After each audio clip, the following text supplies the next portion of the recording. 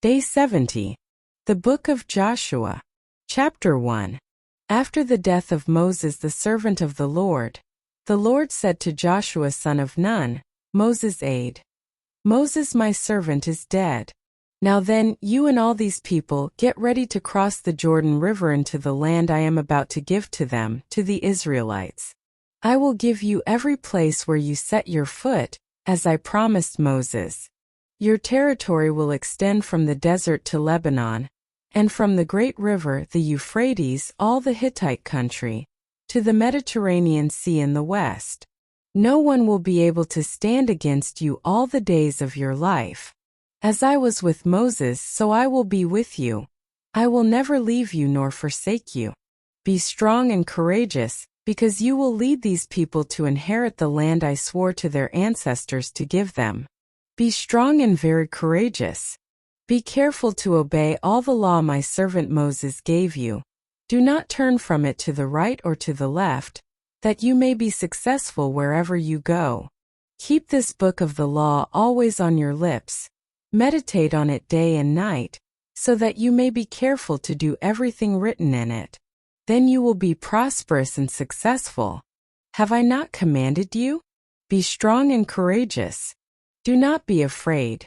Do not be discouraged, for the Lord your God will be with you wherever you go. So Joshua ordered the officers of the people, Go through the camp and tell the people, Get your provisions ready.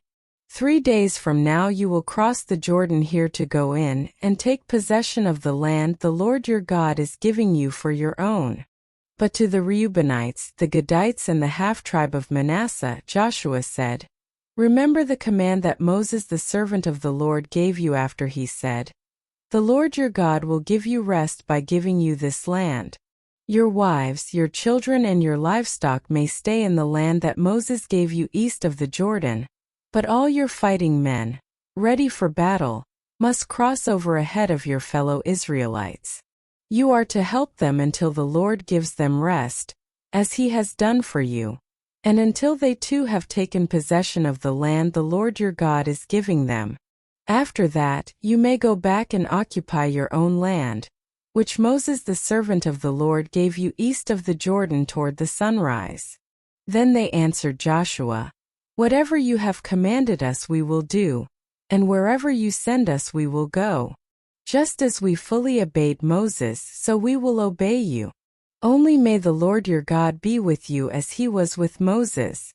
Whoever rebels against your word and does not obey it, whatever you may command them, will be put to death.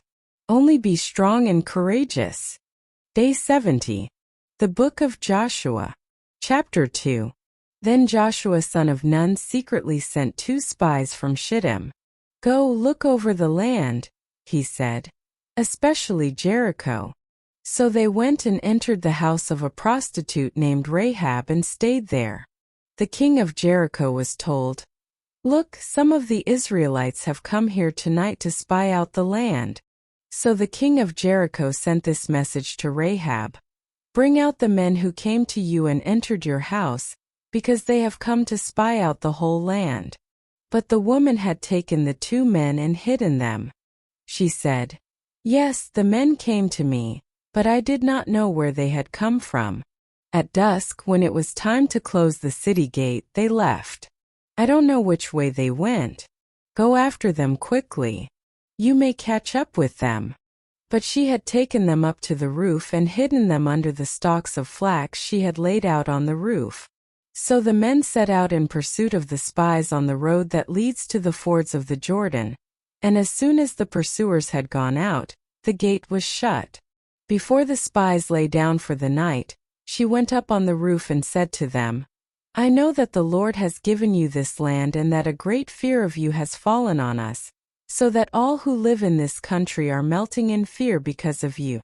We have heard how the Lord dried up the water of the Red Sea for you when you came out of Egypt, and what you did to Sihon and Og, the 2 kings of the Amorites east of the Jordan, whom you completely destroyed. When we heard of it, our hearts melted in fear and everyone's courage failed because of you.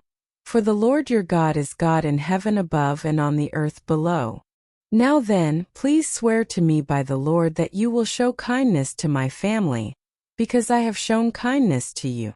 Give me a sure sign that you will spare the lives of my father and mother, my brothers and sisters, and all who belong to them, and that you will save us from death. Our lives for your lives, the men assured her. If you don't tell what we are doing, we will treat you kindly and faithfully when the Lord gives us the land. So she let them down by a rope through the window, for the house she lived in was part of the city wall. She said to them, "Go to the hills so the pursuers will not find you. Hide yourselves there 3 days until they return, and then go on your way." Now the men had said to her, "This oath you made us swear will not be binding on us unless, when we enter the land, you have tied the scarlet cord in the window through which you let us down, and unless you have brought your father and mother, your brothers and all your family into your house. If any of them go outside your house into the street, their blood will be on their own heads. We will not be responsible. As for those who are in the house with you, their blood will be on our head if a hand is laid on them. But if you tell what we are doing, we will be released from the oath you made us swear." "Agreed," she replied. "Let it be as you say." So she sent them away, and they departed. And she tied the scarlet cord in the window. When they left, they went into the hills and stayed there 3 days, until the pursuers had searched all along the road and returned without finding them. Then the 2 men started back. They went down out of the hills, forded the river and came to Joshua son of Nun, and told him everything that had happened to them. They said to Joshua, "The Lord has surely given the whole land into our hands. All the people are melting in fear because of us." Day 70. The Book of Joshua. Chapter 3. Early in the morning Joshua and all the Israelites set out from Shittim and went to the Jordan, where they camped before crossing over. After 3 days the officers went throughout the camp, giving orders to the people. "When you see the Ark of the Covenant of the Lord your God, and the Levitical priests carrying it, you are to move out from your positions and follow it. Then you will know which way to go, since you have never been this way before. But keep a distance of about 2,000 cubits between you and the ark. Do not go near it." Joshua told the people, "Consecrate yourselves, for tomorrow the Lord will do amazing things among you." Joshua said to the priests, "Take up the Ark of the Covenant and pass on ahead of the people." So they took it up and went ahead of them. And the Lord said to Joshua, "Today I will begin to exalt you in the eyes of all Israel, so they may know that I am with you as I was with Moses. Tell the priests who carry the Ark of the Covenant, when you reach the edge of the Jordan's waters, go and stand in the river." Joshua said to the Israelites, "Come here and listen to the words of the Lord your God.